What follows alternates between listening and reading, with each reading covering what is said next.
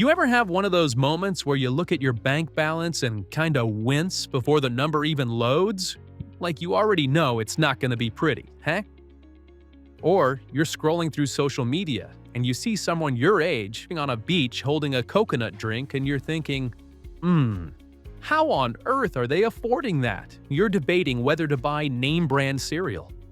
If any of that sounds familiar, stick with me, because what I'm about to walk you through might make you feel either a lot better about your situation or give you that gut punch you didn't know you needed.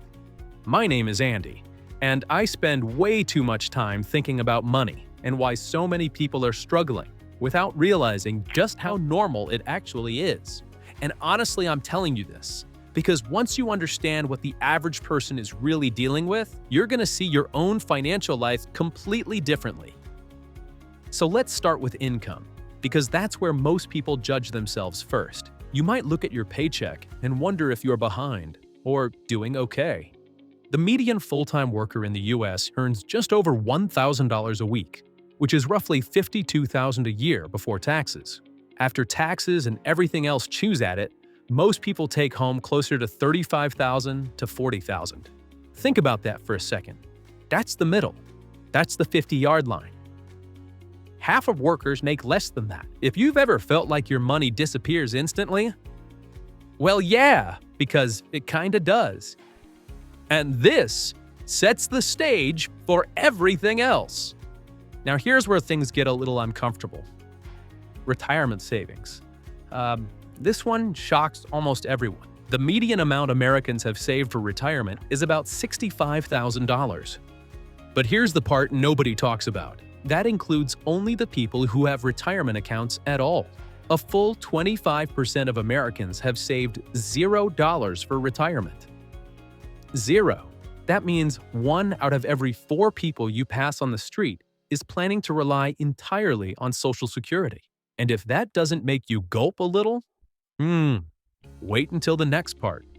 Even the people who do have savings aren't exactly sitting pretty.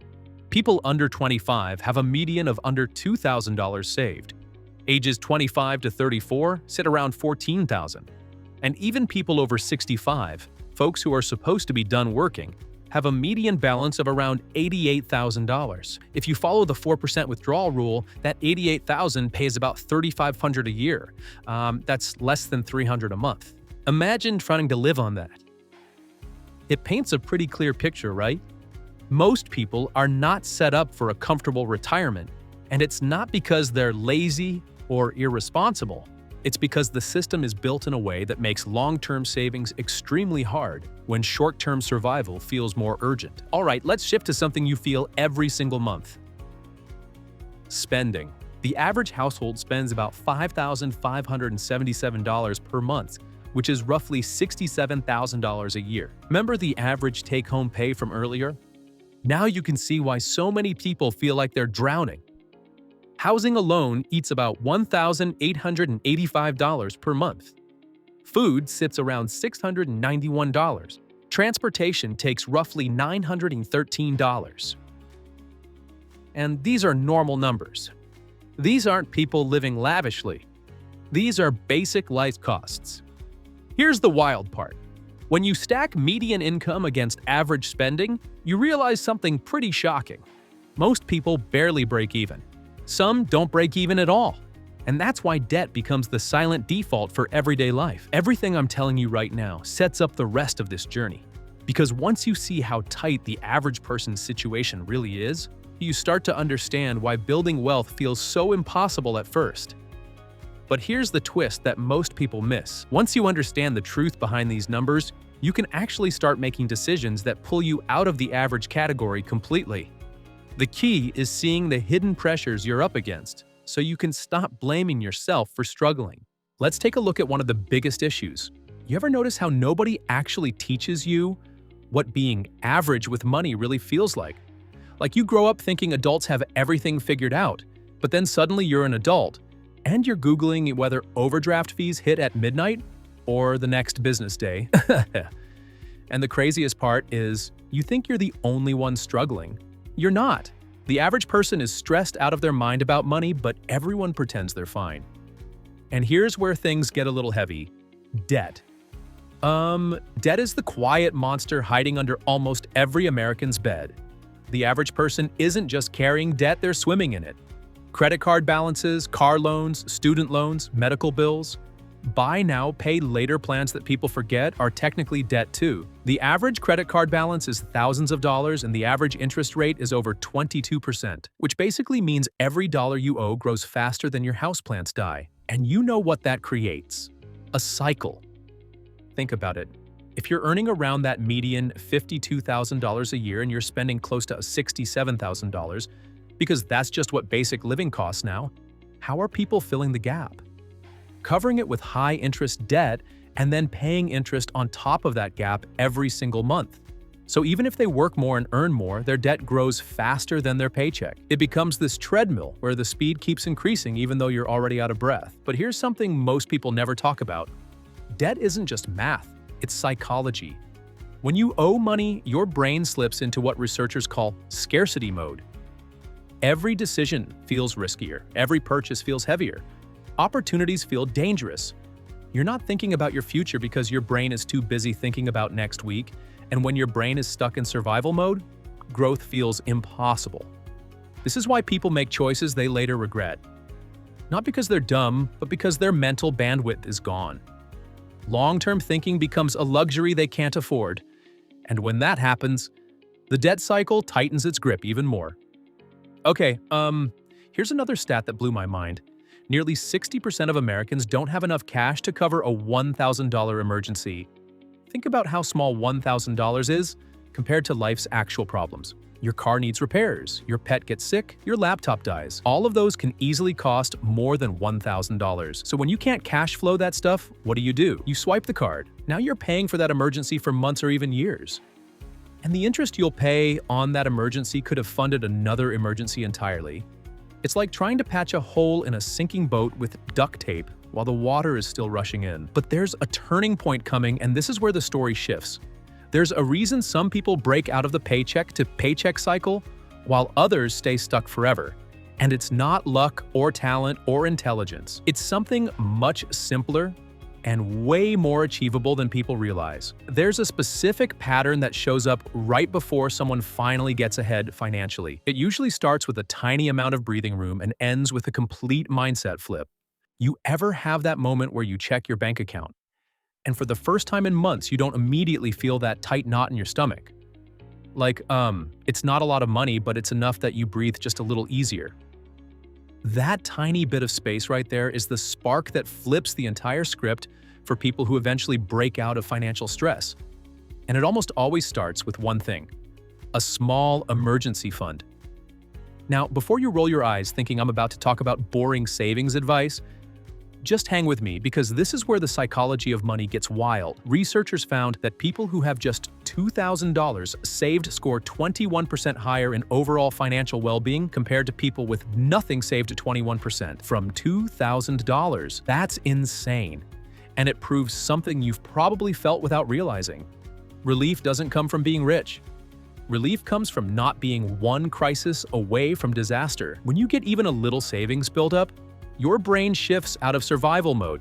That tight fog of stress starts to clear, and you can finally think straight. You make better choices. You stop panicking every time your tire pressure light comes on. You start planning instead of reacting. And here's where it gets interesting. Once your brain gets even a taste of that stability, it wants more of it. That's why, for a lot of people, the first $1,000 is the hardest. The next $1,000 happens faster. And the next one faster than that. It's not because you magically make more money, it's because your identity starts shifting. Instead of being someone who is always behind, you start seeing yourself as someone who saves. That identity upgrade is more valuable than any budgeting hack. It changes how you behave automatically. You notice unnecessary expenses more quickly, you negotiate better. You say no to things you used to say yes to without thinking. You start playing offense with your money instead of constant defense. Then something even more powerful happens. Opportunity shows up. And for the first time in your adult life, you can actually take it. A better job offer that pays more but takes a month to ramp up. A certification that costs a few $100s but boosts your income for years. A move that improves your quality of life. A side hustle you finally have the mental energy to try. These things are invisible to people who are broke because the brain literally blocks long-term thinking when it's afraid. But the minute you have a small cushion, your brain unlocks that entire part of its operating system. Here's the part almost nobody understands. Most people don't escape the paycheck-to-paycheck cycle by earning more first. They escape it by building a tiny buffer that gives them the mental bandwidth to pursue things that lead to more income. The savings doesn't fix everything. The savings makes it possible for you to fix everything. And this is why the next phase of your financial life feels completely different. Once that buffer is in place and your mind shifts out of panic mode, the path to stability turns into the path to growth.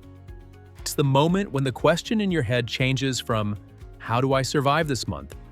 to, "How do I build the life I want?"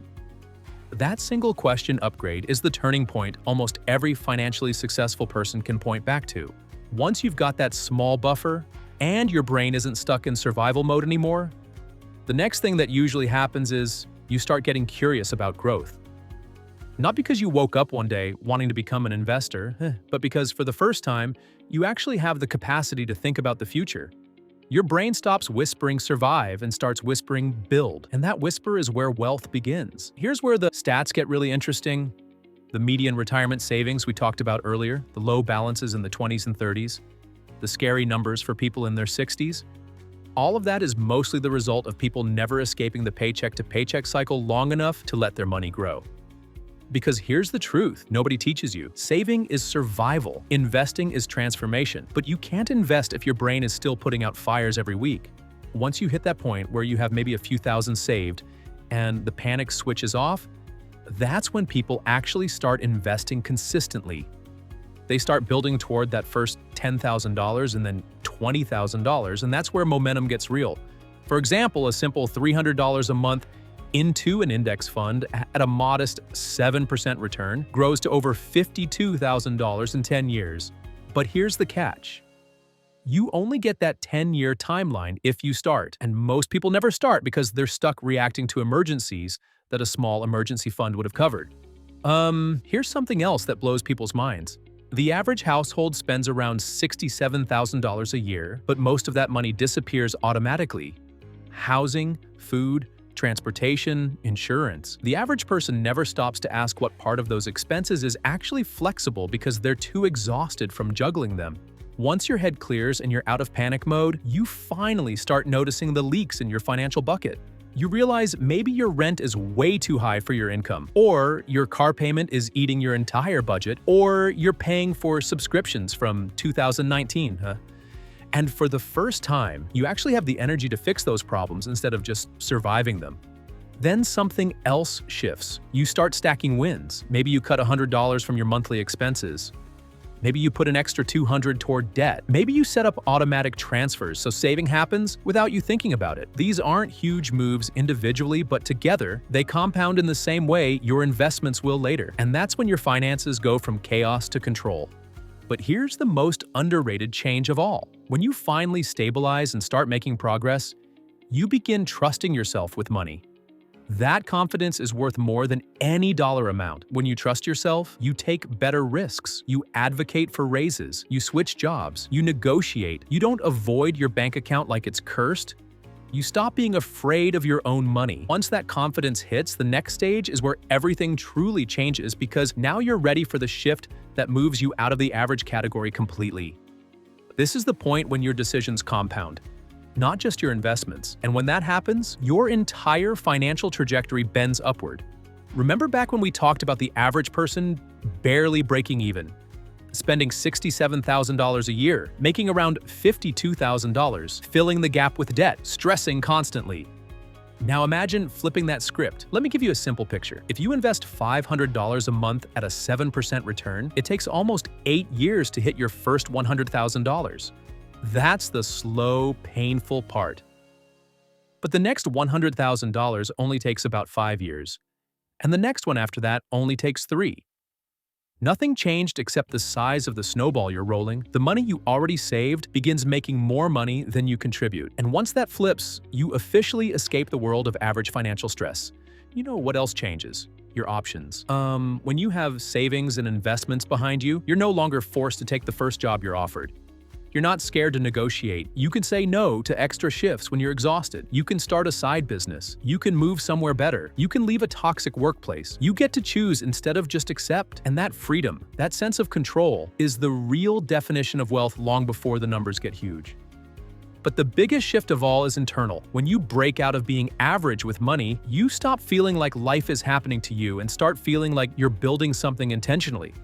You stop bracing for disaster and start planning for growth. You stop hoping things get better and start making them better. That's the psychological transformation most people never get to experience because they never get far enough to feel the momentum.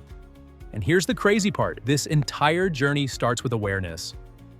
Seeing the real numbers, understanding how tight the average household is stretched, recognizing that most people aren't thriving, they're just coping.